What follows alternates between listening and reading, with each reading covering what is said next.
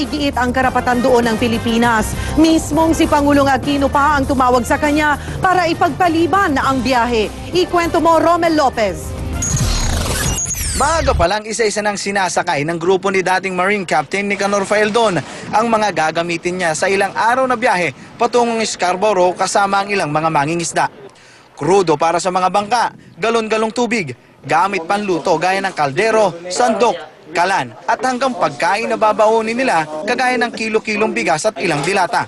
May napansin namang poll ang News 5 at nang tanungin namin sila kung ito ba ang itatanim nila sa Scarborough Shoal kagaya na lang ng ginawa ng ilang mga Chinese journalist kamakailan. Sagot ni Faeldon, hindi. Gusto lang daw nilang igiit na sa Pilipinas ang kakarampot na lupa na pinagmumulan ngayon ng tensyon. Ang purpose ng paglalayag na ito ay few things. One is maglalayag tayo para manawagan sa lahat ng Pilipino, saan man sila nandun sa buong lupalop ng mundo, para suportahan yung posisyon ng ating bansa. Ano ito?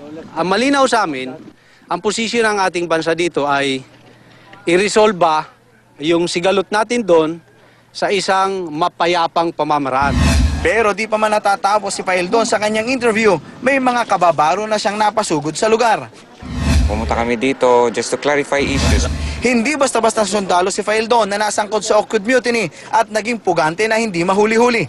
Dati siyang top instructor ng Elite Special Unit ng Marines na Force Recon. Isa siyang sharpshooter at demolition expert. Pero ang taong kilalang hindi umaatras, biglang napakambyo na makatanggap ng isang tawag. I received a call from the President requesting for the postponement of this voyage for one reason. Right now, representative of the Philippine government are in China having a serious negotiation on the resolution of the Scarborough issue. So he requested that he believes postponement of this activity may do better. Kinumpirma naman ng Malacanang ang pagtawag ni Pinoy kay Faeldon. The President indeed did speak to Mr. Faeldon and had asked him to reconsider his plan. It might be construed in a negative way. Dahil postponed ang trip, bad trip tuloy ang ilang mga mangingisda na sasama sana kay Faeldon papuntang Scarborough. Hindi naman po pwede kung angkinin nila yan. Dahil kasi masilok to Scarborough. Kasi malapit lang kasi yun yung bandura dito sa Pilipinas eh. Sa harap naman ng tensyon, nanawagan ng China sa Pilipinas para sa isang mas malinaw na solusyon para maayos ang gusot ng dalawang bansa. Pero bago magkanya-kanya ng uwi, nangako ang grupo ni Faeldon. Go signal na lang ng palasyo ang kailangan para lumarga na ang pwersa nila na 2 basnig papuntang Scarborough. Romel Lopez, News 5. Muling nag-sorry si People's Champ Manny Pacquiao sa gay and lesbian community.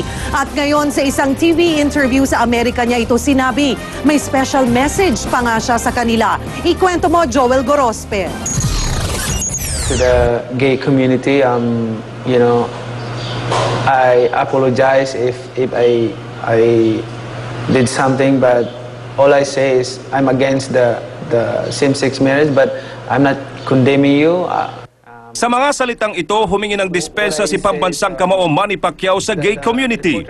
Sinabi ito ni Pacman sa kanyang interview sa programang Extra ni Mario Lopez matapos siyang umani ng batikos dahil sa mga pahayag niya umano laban sa kanila at sa same-sex marriage.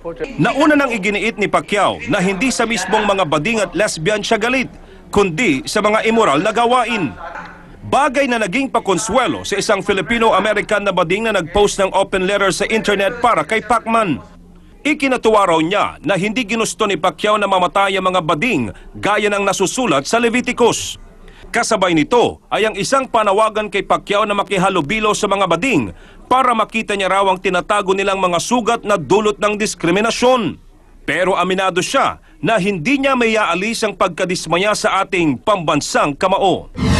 Si Miriam Kiambao na minsang naging mainit din sa mga mata ng LGBT community matapos ang kanyang kontrobersyal na pahayag sa Twitter, may mensahe rin kay Pacman. Just focus on his training, focus on his fight because God who is all-powerful, will fight the battles for him. Sa huli, may pabaon pa si Pacman sa mga taga-LGBT community. My favorite verse is, love one another as you love yourself, love your neighbor. So, I love everybody. Joel Gorospe, News 5. Sa ibang balita, sinimulan na ng Department of Agrarian Reform ang pamimigay ng stub para sa interview ng mga magsasaka ng Hacienda Luisita. Sabi ng DAR, sa kanilang gagawing interview, mache-check ang mga lehitimong recipient ng lupain ng hacienda. Dito rin nila matutukoy kung sino ang mga namatay ng beneficiary at sino ang magiging tagapagmana nila. Paglilinaw ng DAR, ang mga farm worker lang noong November 1989 ang kasali dahil ito lang ang dinesisyonan ng Korte Suprema. Usapang eleksyon 2013, tatakbo bilang kongresista ng North District ng Cebu ang talent manager na si Annabel Rama. Siya pa mismo ang nagkumpirma nito sa kanyang Twitter account. Kanina nga nagparehistro na bilang botante ng Barangay Zapatera sa Cebu City si Annabel.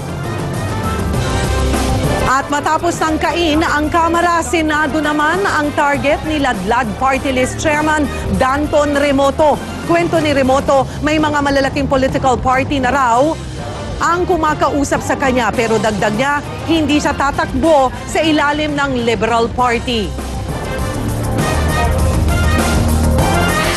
Naglabas ng kopya ng CCTV ang kampo ng Panamanian diplomat na inakusahan ng rape ng isang Pinay na nagpapatunay na hindi niya pinwersang sumama sa kanya ang dalaga. Pero ang dalaga nanindigan sa unang bintang niya sa dayuhan. Ikwento mo, Ina Zara.